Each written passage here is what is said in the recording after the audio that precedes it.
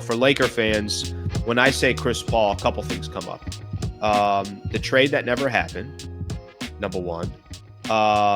Number two, just his time with the Los Angeles Clippers. I think a lot of Laker fans grew hatred, sports hatred towards Chris Paul.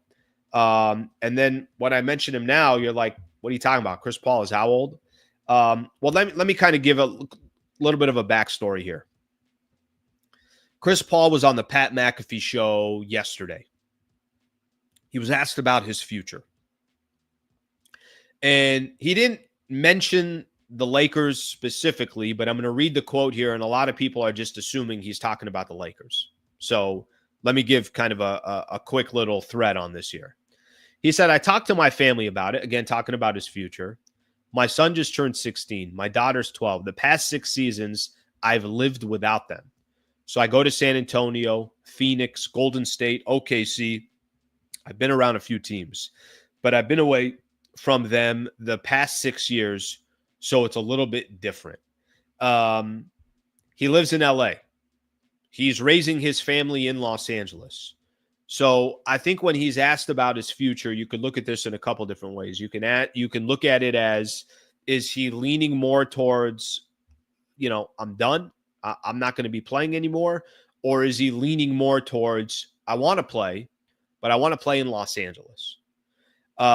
That's why this has kind of become a little bit of a topic. If you type in Chris Paul right now, these are the headlines. Chris Paul makes announcement. That's one example. Chris Paul to put his family first in career decisions. Does Chris Paul make sense for the Lakers this offseason? Is Chris Paul leaning towards trying to come to the Lakers? I mean, that's kind of been some of the topics here, just based off of what he said. That doesn't mean that, any of this is going to happen. But I think naturally, because he lives in Los Angeles, there is a little bit of, wait, does he want to come to LA? Would he go back to the Clippers? Is he trying to team up with one of his good friends in LeBron James? So I think that's how people are trying to tie this back to potentially Chris Paul. I'm just giving you guys my quick opinion here on Chris Paul. I'm good. I've seen Chris Paul enough in his career. He's 40 years old. We already got a 40-year-old on this team in LeBron. Chris Paul is obviously I thought when he was there to help the San Antonio Spurs and Victor Wembanyama, okay, that makes sense. They need kind of a leader, somebody that's got a ton of experience. Do the Lakers at this stage really need a Chris Paul? I mean, do you want to see Chris Paul's do you want to see a 40-year-old Chris Paul in the Lakers? And you could tell me he's not even going to really play that much. He'll come in off the bench. He's just going to be a voice for Luka Doncic, this, and that. I don't know. I'm good. I don't. If Chris Paul calls it a career and decides he's going to be with his family, awesome. What a great career that he had. If Chris Paul decided, hey, I really, really want to keep playing, and I don't want to move out of LA. I want to be a Los Angeles Laker. Yeah, I'm good. I think the Lakers are so much better off at this stage. Turning the page on have-beens in the league, guys that have been in the league for a long time, obviously all-stars, heavy personalities. I think start building this team specifically with Luka in mind, and that's it. And that's no disrespect to LeBron. That's no disrespect to anybody else on the team, but it is Luka's team and it is Luka's chapter. So the last thing you're trying to do is, well, let's bring in Chris Paul because he's LeBron's buddy, or let's bring in Chris Paul because let's have another voice in the locker room. I think they're good on all that stuff.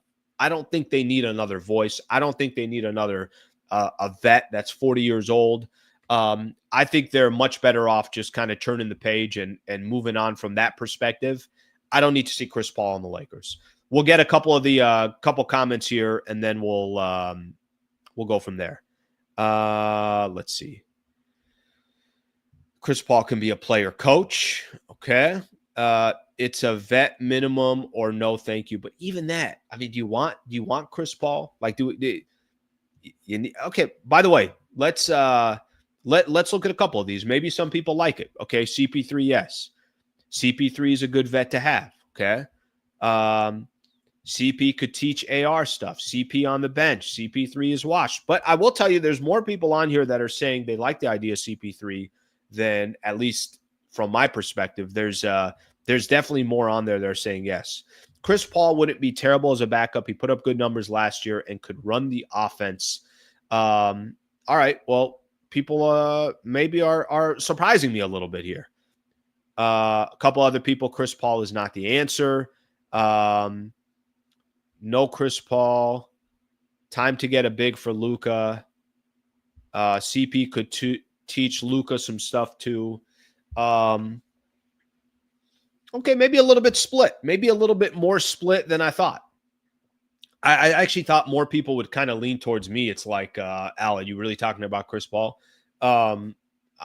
Maybe there's more people that fall on the lines of Chris Paul can still have some value in the league or have some value with the Lakers as a mentor or whatever the case is.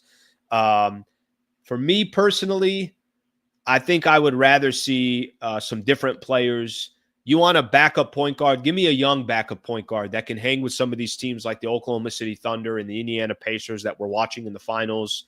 Give me somebody that I think give me somebody that is more a part of the future and not part of the past. So that's how I specifically look at Chris Paul. I think I've definitely turned that page from my perspective, but it also kind of sounds like there's some people on here that think differently. I think Chris Paul would be a great mentor for Bronny. He's a true point guard. Does Bronny need a mentor other than LeBron? CP3, ironically, could play a similar role to Rondo. Rondo was a lot younger. Rondo was a lot younger when that was going on. So something to keep in mind.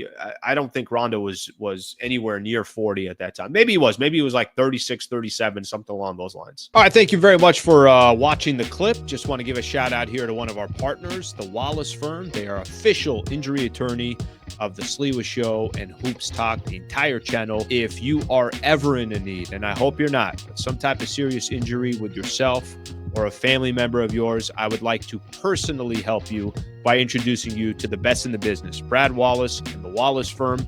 Also got a URL out here that you can use as well. Just go to wallacewins.com/Sliwa. Thank you for their partnership, and thank you for being a part of the Sliwa Show.